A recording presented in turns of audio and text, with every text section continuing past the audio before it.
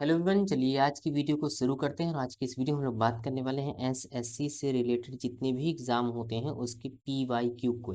तो कौन सा पीवाईक्यू चल रहा है? तो बौद्ध धर्म का पीवाईक्यू चल रहा है। इसके साथ ही साथ आज देखेंगे जनपद महाजनपद के बारे में। महाजनपद के साथ कुछ मौर्य के भी क्वेश्चन को हम लोग आज टच करने वाले हैं। तो चलिए आज की वीडियो को शुरू करते हैं। और क्वेश्चन नंबर 71 तक कुछ दिन हो चुका था सॉल्व। आज सॉल्व करेंगे क्वेश्चन नंबर 72 से। ये एसएससी के जितने भी एग्जाम होने वाले हैं या होते हैं उसकी पीवाईक्यू के बारे में हम लोग डिस्कस कर रहे हैं। तो पीवाईक्यू कौन सा है? इतिहास। इतिहास में कौन सा चल रहा है? एंशियंट। एंशियंट में कौन सी टॉपिक है? तो बौद्ध धर्म के बारे में आज इस वीडियो में हम लोग बात करने वाले हैं। इसके साथ ही साथ महाजनपद और कुछ क्वेश्चन मौर्य के भी लेंगे। तो चलिए क्वेश्चन नंबर 72 को स्टार्ट करते हैं। 72 से ही स्टार्ट करना था इस वीडियो में। राजभर स्तूप वह स्थान जहां भगवान बुद्ध की अंतिम संस्कार किया गया था, भारत की किस राज्य में स्थित है? हिमाचल प्रदेश, बिहार, मध्य प्रदेश, उत्तर प्रदेश। ये एमटीएस का क्वेश्चन है। इसका आंसर कौन सा करेक्ट होगा? तो इसका आंसर नंबर डी जो है वो करेक्ट होगा। आगे बढ़ते हैं क्वेश्चन नंबर 73 की तरफ। और क्वेश्चन नंबर 73 में क्या लिखा हुआ है? लॉयन कैपिटल का निर्माण बुद्ध के किस बुद्ध की बुद्ध के डैश की ऐतिहासिक घटना की स्मृति में बनाया गया था? A B C D. इसका कौन सा आंसर करेक्ट होगा? तो इसका आंसर नंबर डी जो है वो करेक्ट होगा। आगे बढ़ते हैं 74 की तरफ। और 74 में क्या लिखा हुआ है? निम्नलिखित कथनों में से कौन सही है? सही के बारे में पूछ रहा है। गौतम बुद्ध शाक्यगढ़ के नाम से जाने जाने वाले एक छोटे गढ़ से संबंधित थे और क्षत्रिय थे। और दूसरा क्या कह रहा है कि गौतम बुद्ध का कुशीनारा में निधन हो गया। तो इसका कौन सा आंसर करेक्ट होगा? यहाँ पे ऑप्शन में क्या कह दिया है कि केवल एक, न तो एक न ही दो, न ही ये न ही ये, केवल द्वितीय यानी ये। और ऑप्शन डी क्या कह रहा है कि ये और ये दोनों। तो इसका कौन सा आंसर जो है वो करेक्ट होगा? तो इसका आंसर नंबर डी जो है वो करेक्ट होगा। मतलब पहला भी सही है और दूसरा भी सही है। आगे बढ़ते हैं 75वें की तरफ। और 75वें में क्या लिखा हुआ है? सबसे पहले बौद्ध ग्रंथ लिखे गए थे। ये एक तो मतलब जीके जीएस का क्वेश्चन है। और दूसरा इसी के साथ हिंदी का भी क्वेश्चन है। ये हिंदी का क्वेश्चन है। हिंदी में जब पढ़ाया जाता है कि कैसे हिंदी भाषा आई बोलने में, तो उसके पहले पहले भाषाओं के बारे में बातचीत किया जाता है। तो बौद्ध धर्म बताया जाता है कि कौन सी भाषा में लिखा गया है। ऑप्शन क्या कह दिया है? पाली, अपभ्रंश, प्राकृत और संस्कृत। इसका कौन सा आंसर जो है वो करेक्ट होगा? तो बौद्ध धर्म कौन सी भाषा में लिखा गया है? तो पाली भाषा में लिखा गया है। आगे बढ़ते हैं 76 की तरफ। और 76 का क्वेश्चन क्या कह रहा है कि गांधार कला शैली निम्नलिखित में से किस यूरोपीय राष्ट्र की कला से प्रभावित है? इसका कौन सा आंसर करेक्ट होगा? ये सीपीयू का है। सीपीयू का 2020 मॉर्निंग शिफ्ट का क्वेश्चन है। इटली, बेल्जियम, हंगरी या फिर ग्रीस। इसका कौन सा आंसर करेक्ट होगा? तो इसका आंसर नंबर डी जो है वो करेक्ट होगा। आगे बढ़ते हैं। और अब हम लोग स्टार्ट करते हैं महाजनपद के क्वेश्चन से। महाजनपद का क्वेश्चन अब हम लोग स्टार्ट करने वाले हैं। और पहला ही क्वेश्चन क्या दिया हुआ है कि गंगा घाटी में द्वितीय नगरीकरण का आरंभ कब हुआ था? सीपीयू का क्वेश्चन है 2024 फर्स्ट शिफ्ट का। ए बी सी डी इसमें से कौन सा आंसर जो है वो करेक्ट होगा? गंगा घाटी में द्वितीय नगरीकरण का आरंभ कब हुआ था? इसका कौन सा आंसर करेक्ट होगा? तो आंसर नंबर सी जो है 6ठी शताब्दी ईसा पूर्व गंगा घाटी में द्वितीय नगरीकरण का आरंभ हुआ था। 6ठी शताब्दी ईसा पूर्व। इसका टॉपिक चल रहा है कौन सा? तो महाजनपद का चल रहा है। बौद्ध को हम लोगों ने खत्म कर दिया। आगे बढ़ते हैं क्वेश्चन नंबर 78 की तरफ। 78 का क्वेश्चन क्या कह रहा है कि मगध साम्राज्य पर शासन करने वाले प्रथम राजवंश का क्या नाम था? नंद, मौर्य, शिशुनाग, हर्यंक।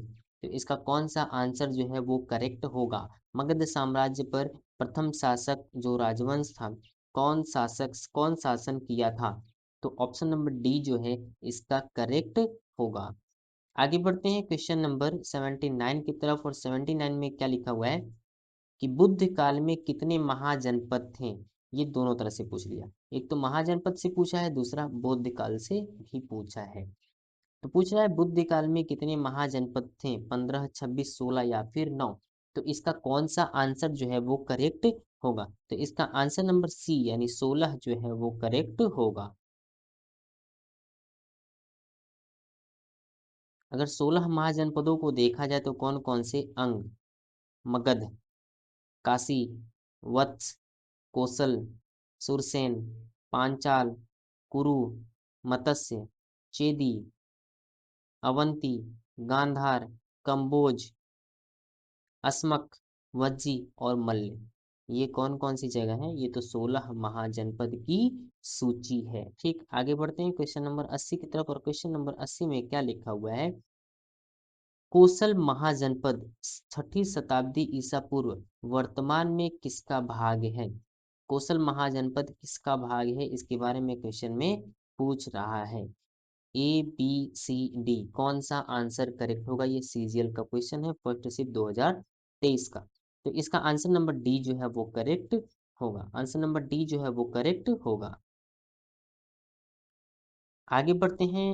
अच्छा, यहाँ पे लिखा हुआ है कौन कौन सी जगह पे है, आधुनिक नाम भी लिए हुए हैं, तो इसके बारे में थोड़ा बातचीत कर लेते हैं, ठीक है।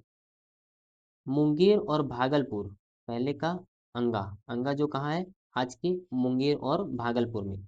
गया और पटना में मगध। महाजनपद कौन कौन सी, ये तो ब्रैकेट में दिया हुआ महाजनपद है, और आज का जो समय है वो यहाँ बाहर लिखा हुआ है, ठीक है। बनारस, बनारस काशी महाजनपद।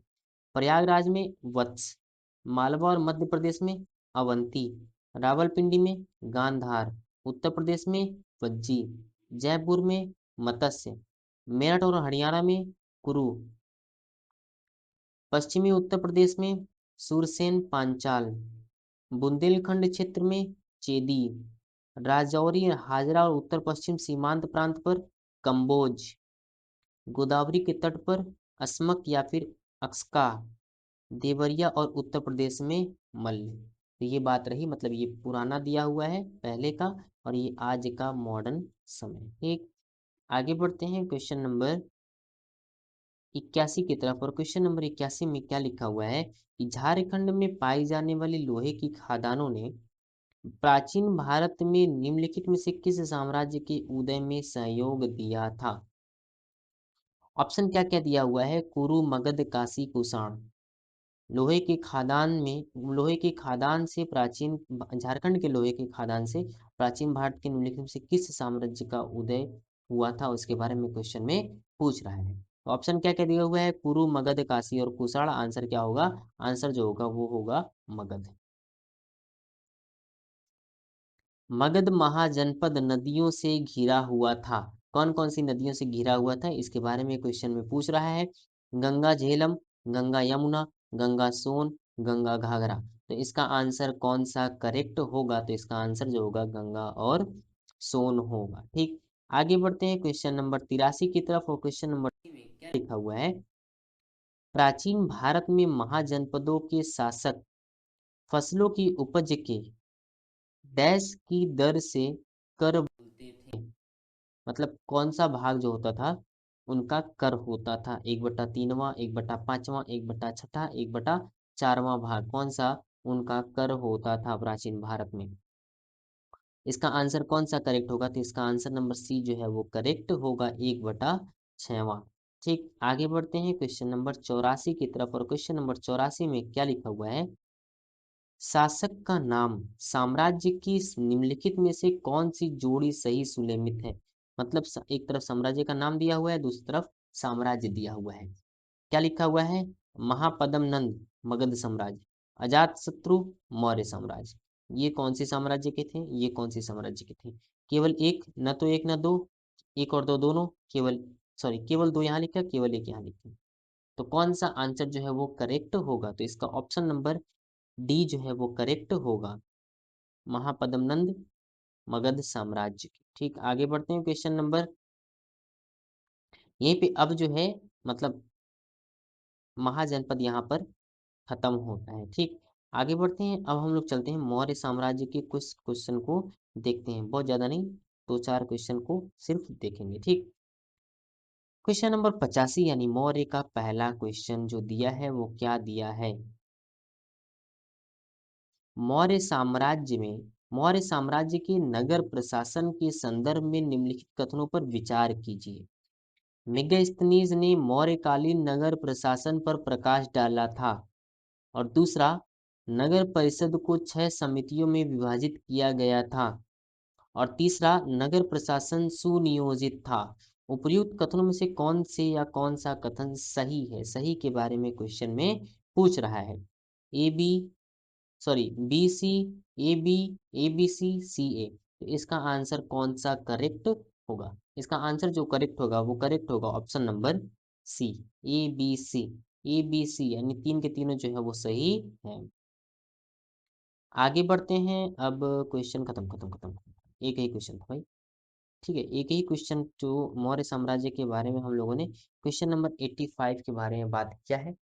तो चलिए आज की वीडियो में बस इतना ही, और कल की वीडियो में हम लोग बात करेंगे क्वेश्चन नंबर 86 से। 85 बोलते कि 25 बोलते पता नहीं, 86 से बात करेंगे। तब तक आप लोग बिल्कुल मस्त होके पढ़ते पढ़ते रहिए। चलिए मिलते हैं अगले वीडियो में।